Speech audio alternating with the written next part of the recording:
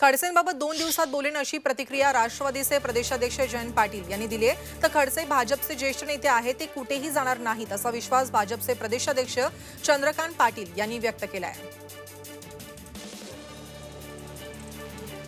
तर विरोधी पक्षनेते देवेंद्र फडणवीस आज मराठवाड्यातील परभणी, हिंगोली, जालना आणि औरंगाबाद जिल्ह्यामध्ये पाहणी करतील। देवेंद्र फडणवीस गेल्या 3 दिवसांपासून पूरग्रस्त भागाच्या दौऱ्यावरती आहेत। दुपारी 1:30च्या सुमारास जालन्यातील बदनापूर तालुक्यात म्हात्रेवाडीमध्ये ते पत्रकार परिषद घेतील। सध्या मराठवाडा दौऱ्यावरती असलेले विरोधी पक्षनेते देवेंद्र फडणवीस यांनी मंगळवारी सोनपेठ तालुक्यातील निळा शिवारात विनायक कुलकर्णी यांच्या शेतात जाऊन कपाशीची पाहणी केली। नुकसानग्रस्त शेतकऱ्यांना मुख्यमंत्र्यांनी तातडीने भरपाई द्यावी आणि शेतकऱ्यांना विम्याची रक्कम मिळावी अशा मागण्या फडणवीस यांनी यावेळी केल्या आहेत। भाजपच्या 105 आमदारांना घरी बसून मुख्यमंत्री उद्धव ठाकरे यांच्यामध्ये काय दम आहे तो त्यांनी दाखवून दिलाय, हे वक्तव्य केलंय ग्रामविकास मंत्री हसन मुश्रीफ यांनी। कोरोना संकटासह नैसर्गिक संकटावरती ज्या प्रकारे मुख्यमंत्र्यांनी मात केली, हे दम असल्याशिवाय शक्य नाही असंही ते म्हणतात। एवढंच नाही तर सत्ता गेल्याने देवेंद्र फडणवीस अस्वस्थ झाले आहेत, त्यांनी संयम ठेवायला पाहिजे अशी टीकाही फडणवीसांवरती मुश्रीफ यांनी केली आहे। उस्मानाबादमध्ये मुख्यमंत्री दौऱ्यावरती येत आहेत तर मदत जाहीर करा, नुसता दौरा करून काय उपयोग असं वक्तव्य राजू शेट्टी यांनी केलंय। शेट्टी उस्मानाबाद दौऱ्यावरती आले होते, त्यावेळी ते बोलत होते, राज्याने केंद्राकडे, केंद्राने राज्याकडे अशी टोलवाटोलवी थांबवावी, अन्यथा शेतकरी रस्त्यावरती उतरेल असा इशारा देखील त्यांनी यावेळी दिलाय। दिवाळीपूर्वी शेतकऱ्यांना मदत करण्याचं आश्वासन राज्यमंत्री बच्चू कडू यांनी दिलंय। अमरावती जिल्ह्यातील नांदगाव खंडेश्वर तालुक्यातील जमुना टिमटाळा येथील नुकसानीची त्यांनी पाहणी केली आहे। सुरुवातीला खोडकिडीने सोयाबीनचं नुकसान आणि आता परतीच्या पावसाने कपाशी सुद्धा धोक्यात आली आहे। बच्चू कडू यांनी शेतकऱ्यांसोबत संवाद साधत त्यांना धीर दिलाय।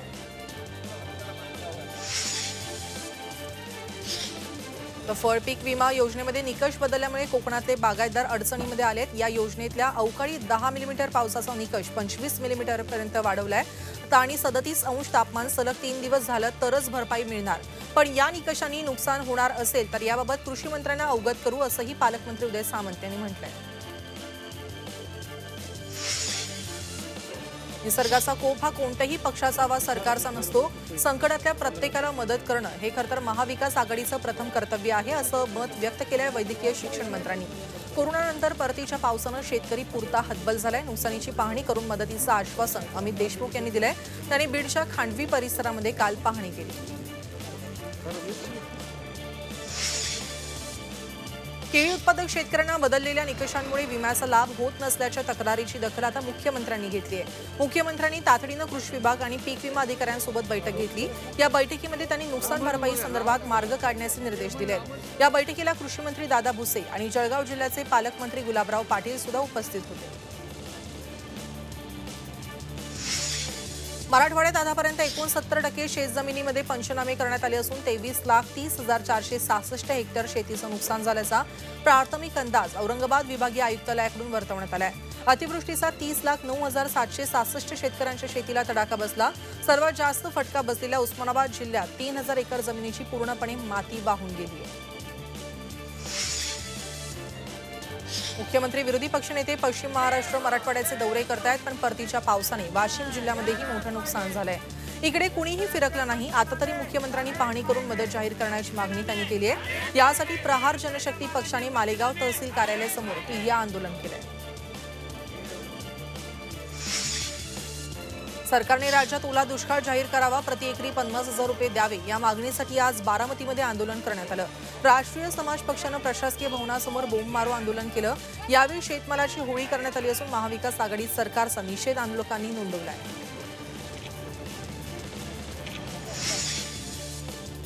भाजप किसान मोर्चाची बैठक मंगळवारी मुंबईमध्ये झाली असून किसान मोर्चाचे राष्ट्रीय अध्यक्ष राजकुमार चाहर यांच्या उपस्थितीमध्ये ही बैठक झाली। मुख्यमंत्र्यांनी शेतकऱ्यांना केलेली मदत ही तोकडी आहे। मुख्यमंत्र्यांचा किसान विरोधी चेहरा समोर आलाय। केंद्राकडून मदत मिळाली नाही ही त्यांची राजकीय भाषा आहे अशी टीकाही त्यांनी केली आहे। सांगली जिल्ह्यातील मिरज तालुक्यातील बोलवडमध्ये वादळी वाऱ्यामुळे घरांचे आणि कारखान्यांचे पत्रे उडालेत। यामध्ये 2 जण जखमी झाले असून जवळपास 30 लाखांचं नुकसान झालंय। अशोक पाटील या युवा उद्योजकानं 1 वर्षांपूर्वी 2.5 कोटींचं कर्ज काढून नव्याने एएसी विटांचा कारखाना सुरू केला होता। सोमवारी आलेल्या जोरदार वाऱ्यामुळे त्यांच्या कारखान्याचे पत्रेही उडाले आहेत। परतीच्या पावसामुळे अंबरनाथ तालुक्यातील भात शेतीचं मोठ्या प्रमाणात नुकसान झालं। या नुकसानीची मंगळवारी खासदार श्रीकांत शिंदे आणि जिल्हाधिकारी राजेश नार्वेकर यांनी पाहणी केली आहे। शिरढोण, बाळेगाव, वाकळण, दहिसर, मोरी, मलगडवाडी, कुशिवली, आंबेढोके, मांगरूळ, नेवाळीपाडा यांसारख्या अनेक गावांना त्यांनी भेटी दिल्या। नुकसानीचे तातडीने पंचनामे करण्याचे आदेश यावेळी प्रशासनाला त्यांनी दिले आहेत। वर्धा जिल्ह्यामध्ये सोयाबीन पिकांच्या उत्पादनामध्ये कमालीची घट झाली आहे। एकरी 3 किंवा 4 क्विंटल इतकंच उत्पादन झाल्यामुळे जिल्ह्यातील शेतकरी चांगल्याच अडचणीत सापडलाय। यंदा सोयाबीनला चांगला भाव मिळेल या आशेवरती शेतकरी राजा असला तरीही उत्पादनात घट झाल्यामुळे शेतकऱ्याच्या आशेवरती पाणी फिरलंय। एकीकडे ओला दुष्काळाचा सामना करत असताना दुसरीकडे पीक घटल्यामुळे त्यांना मोठ्या समस्येचा सामना करावा लागतोय। गेल्या 24 तासात झालेल्या पावसाने नाशिक जिल्ह्यातील भात शेती उद्ध्वस्त झाली असून काढणीला आलेलं पीक ओलं झाल्यामुळे आदिवासी परिसरात लाखोंचा फटका बसलाय। यामुळे त्र्यंबकेश्वर तालुक्यातील हर्सुल परिसरातील आदिवासी शेतकरी हा अडचणीत आलाय। आदिवासी बांधवांसमोर आता खाण्याचा प्रश्न उपस्थित झालाय। तेलंगणामध्ये मोठ्या प्रमाणात पावसाचा फटका इथल्या जनजीवनाला बसला आहे। तेलंगणात अतिवृष्टीमुळे मोठ्या प्रमाणात नुकसान झालंय। इथल्या काही भागातील रस्तेही खचले आहेत। अशाच एका ओढ्यावरील रस्ता खचला असून यामुळे नागरिकांना मोठ्या समस्यांना सामोरं जावं लागतंय। मुंबईत सरसकट सर्व महिलांना लोकलमधून प्रवास करू देण्याचा मुहूर्त अखेर ठरलाय। आजपासून महिलांसाठी लोकल सुरू करण्याचा निर्णय अखेर रेल्वे मंत्री पियुष गोयल यांनी घेतला असून याबाबत त्यांनी ट्विट करून माहिती दिली आहे। सकाळी 11 ते दुपारी 3 आणि संध्याकाळी 7 वाजल्यापासून शेवटच्या लोकलपर्यंत सगळ्या महिलांना लोकल ट्रेनमधून प्रवास करण्यास परवानगी देण्यात आली आहे। मात्र गोयल यांनी लोकल सुरू करण्यास होणाऱ्या विलंबाला राज्य सरकारला जबाबदार धरलंय। सामान्य महिलांसाठी लोकल सेवा सुरू करण्यास परवानगी दिल्यानंतर आता सर्वांसाठीच रेल्वे प्रवास खुला करण्याबाबत आज राज्य सरकारची महत्त्वपूर्ण बैठक होते। या बैठकीमध्ये रेल्वेचे प्रतिनिधी, पोलीस, व्यापारी, खासगी कार्यालय आणि मॉल्स यांच्या संघटनांचे प्रतिनिधी सुद्धा सहभागी होतील। या बैठकीमध्ये मुंबईतल्या लोकल सेवा सुरू करण्याबाबत पुढील दिशा ठरवण्याची शक्यता आहे। तसंच खासगी कार्यालयांच्या वेळा बदलण्याबाबतही चर्चा होण्याची शक्यता वर्तवली जाते। देशामध्ये कोरोनाच्या संख्येमध्ये घट झाल्याची माहिती केंद्रीय आरोग्य मंत्रालयाने दिली असून आरोग्य मंत्रालयानुसार महाराष्ट्रासह 3 राज्यात 50% संख्येत घट झाल्याचं सांगितलं जात आहे। तसंच जगभरामध्येही कोरोना मृत्यूंचा आकडा कमी झालेला दिसून येतोय। जरी कोरोना संख्येचा आलेख उतरता असला तरीही लोकांनी घराबाहेर पडताना योग्य खबरदारी घेण्याचं आवाहन करण्यात येत आहे। केंद्रीय कॅबिनेटची आज बैठक होणार आहे। ही बैठक सकाळी 10:30 वाजता होणार असून या बैठकीत अनेक महत्त्वाच्या मुद्द्यांवरती चर्चा केली जाणार असल्याचं कळतंय। तसंच कोरोना काळामध्ये अर्थव्यवस्थेला बसलेल्या फटक्यामुळे मदत जाहीर करणार असल्याची शक्यताही वर्तवली जाते।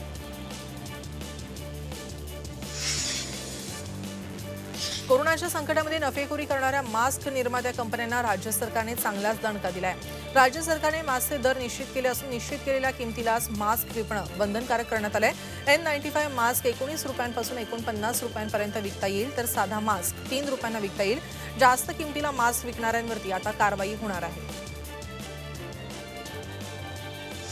पिंपरीतील जम्बो कोविड सेंटरमधून तडकाफडकी 32 परिचारिकांना ठेकेदाराने नोकरीवरून काढून टाकल्याचा प्रकार आता समोर आलाय।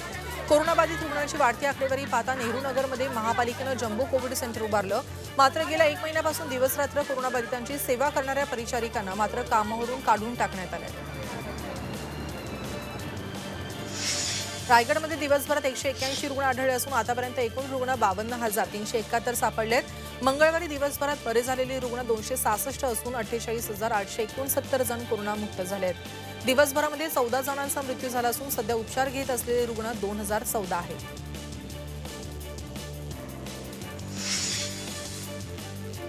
जळगाव जिल्ह्यामध्ये 130 रुग्ण आढळले असून जिल्ह्याच्या एकूण रुग्णांची संख्या 52,171 झाली आहे। दिवसभरामध्ये 2 रुग्णांचा मृत्यू झाल्याची माहिती समोर आली असून मृतांची संख्या 1,246 झाली आहे। दिवसभरामध्ये 215 जण कोरोनामुक्त झाले असून एकूण कोरोनामुक्त झालेल्यांची संख्या 49,150 झाली असून सद्यस्थितीमध्ये 1,775 रुग्णांवरती उपचार सुरू आहेत।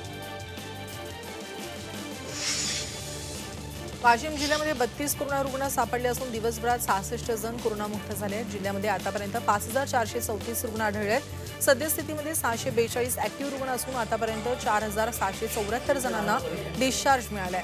आतापर्यंत 117 जणांचा मृत्यूही झालाय। मृत्यूचा सापळा बनलेल्या नागपूर सुरत महामार्गावरती पुन्हा एका अपघाताने 4 जणांचे बळी घेतले आहेत। नंदुरबार जिल्ह्यातील कोंडाईबारी घाटामध्ये झालेल्या अपघातामध्ये 4 जणांचा जीव गेलाय। समोरून येणाऱ्या वाहनाचा अंदाज न आल्यामुळे बस चालकाचं नियंत्रण सुटल्याने ही बस दरीत जाऊन कोसळली आणि या 4 जणांचा जागीच मृत्यू झाला। 31 प्रवासी अपघातात जखमी झाले असून गंभीर जखमींना नंदुरबार जिल्हा रुग्णालयात उपचारासाठी हलवण्यात आले। ठाण्यातील नितीन कंपनीच्या पुलावरती टाटा इंडिगो कारला अचानक आग लागली। अग्निशमन दलाच्या जवानांनी घटनास्थळी धाव घेत ही आग विझवली आहे। या दुर्घटनेमध्ये सुदैवानं कोणीही जखमी झालं नाही, मात्र आग लागण्याचं कारण हे स्पष्ट झालं नाही। 2 दिवसांपूर्वी मुंब्रा बायपासवरती प्लास्टिक वाहून नेणाऱ्या एका कंटेनरला सुद्धा अचानक अशीच आग लागली होती।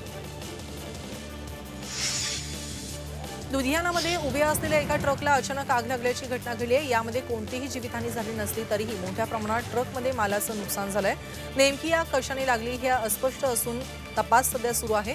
मात्र तत्काळ अग्निशमन दलाला पाचारण करण्यात आल्यामुळे मोठा अनर्थ टळला आहे, कारण या परिसरात मोठ्या प्रमाणात मालाची वाहतूक सुरू असते। पुणे जिल्ह्यातील जुन्नर बाजार समितीच्या आळेफाटा उपबाजार कांद्याला राज्यातील या हंगामातील उच्चांकी भाव मिळालाय। किलोला 120 रुपये भाव मिळाला असून कांद्याला 10 किलोला 1000 ते 1211 रुपये भाव मिळतोय। नवी मुंबईतील वाशी बाजार समितीमध्ये मंगळवारी कांद्याला 90 रुपयांचा दर मिळाला होता, तर जुन्नरमध्ये कांद्याने 100 पार केली आहे। ऑक्टोबर महिना संपायला आला तरीही पाऊस काही जायचं नाव घेत नाहीये। परिणामी पावसाचा मोठा फटका भाजीपाल्याला बसलाय। भाज्यांचे भाव वाढल्यामुळे सर्वसामान्य नागरिक हैराण झाले असून कल्याण कृषी उत्पन्न बाजार समितीमध्ये भाजीपाल्याचे घाऊक दर वाढले आहेत। भाज्यांची आवक निम्म्यावरती आली असून दररोज 200 ट्रक भाजीपाल्याचे यायचे, सध्या 100च ट्रक येत आहेत आणि यामुळे भाज्यांचे दर प्रचंड वाढले आहेत। परतीच्या पावसाने शेतमालाचं मोठ्या प्रमाणात नुकसान झालं असून याचा परिणाम दरांवरती झालाय। ठाणे जिल्ह्यातल्या जलवाहतूक आराखड्यातून कल्याण शहर वगळण्यात आलं असून यामुळे आश्चर्य व्यक्त केलं जात आहे। मूळ आराखड्यामध्ये बदल करून सरकारने डोंबिवली, काल्हेर, कोळशेत, वसई या ठिकाणी जेट्टी बांधण्याचा निर्णय घेतलाय। कल्याण डोंबिवली शहर परिसरातून दररोज 8 ते 9 लाख प्रवासी मुंबई, वसई, अलिबाग परिसरात नोकरी व्यवसायासाठी जातात। रस्ते आणि रेल्वे वाहतुकीसोबत जलवाहतुकीचा लाभही होऊ शकतो। मात्र कल्याणला या आराखड्यातून वगळल्यामुळे खासदार डॉक्टर श्रीकांत शिंदे यांनी केंद्राकडे नाराजी व्यक्त केली आहे। ठाण्यात कोपरीच्या कन्हैयानगर जलकुंभ आणि धोबीघाट जलकुंभ या ठिकाणी जलवाहिनीचं काम सुरू आहे। यामुळे 21 ऑक्टोबरला सकाळी 9 ते 22 तारखेला सकाळी 9 पर्यंत पाणीपुरवठा बंद राहील। पाणीपुरवठा सुरळीत व्हायला पुढचे आणखी 1-2 दिवस लागण्याची शक्यता आहे। सुशांत सिंग राजपूतचा नोकर दीपेश सावंतने एनसीबी विरोधात उच्च न्यायालयात धाव घेतली असून एनसीबीने कोर्टासमोर हजर करण्यापूर्वी बेकायदेशीर पद्धतीनं ताब्यात घेतल्याचा आरोप त्यानं केला आहे। एनसीबीकडून 10 लाख रुपये नुकसान भरपाई देण्याची मागणी दीपेश सावंतने केली आहे। उस्मानाबाद जिल्ह्याच्या लोहारा तालुक्यातील सालतूर या ठिकाणी 10 वर्षीय अल्पवयीन मुलीवरती सामूहिक बलात्कार करण्यात आलाय। गावातील 4 मुलांनी तिच्यावरती बलात्कार केला होता। मात्र मुख्यमंत्री उद्धव ठाकरे यांच्या उस्मानाबाद जिल्हा दौऱ्याच्या पार्श्वभूमीवरती उस्मानाबाद पोलीस हे प्रकरण दाबण्याचा प्रयत्न करत असल्याचा आरोप भाजप आमदार अभिमन्यू पवार यांनी केलाय। अमरावती जिल्ह्यातील धारणी तालुक्यातील टेंबलीमध्ये एका दलित आदिवासी महिलेवरती 2 नराधमांनी सामूहिक बलात्कार केलाय। मात्र राजकीय दबावापोटी पोलीस आरोपींना वाचवत असल्याचा आरोप भाजपच्या अमरावती जिल्हाध्यक्ष निवेदिता दिगडे आणि भाजप प्रवक्ते शिवराय कुलकर्णी यांनी केलाय। या प्रकरणी 2 दिवसात पीडितेला न्याय न मिळाल्यास तीव्र आंदोलन करण्याचा इशारा भाजपने दिलाय। ठाण्यातील प्रसिद्ध टेंबी नाक्यावरच्या जयंबे मा ट्रस्टच्या नवरात्र उत्सवाला पालकमंत्री एकनाथ शिंदे यांनी मंगळवारी भेट दिली। देवीचं त्यांनी सहकुटुंब दर्शन घेतलं असून यावेळी एकनाथ शिंदे यांच्या हस्ते देवीचं पूजन झालंय। शारदीय नवरात्राच्या 4थ्या दिवशी रुक्मिणी मातेचं मंदिर वनदेवीच्या रूपात सजवण्यात आलं। रुक्मिणी मातेचा संपूर्ण गाभारा पाना फुलांनी सजवला। रंगीबेरंगी फुलांची सजावट या ठिकाणी करण्यात आली असून तुळशीची पानं, दुर्वा देखील सजावटीमध्ये खुलून दिसत होता। तर रुक्मिणी देवीला पिवळ्या फुलांची पैठणी परिधान करण्यात आली होती।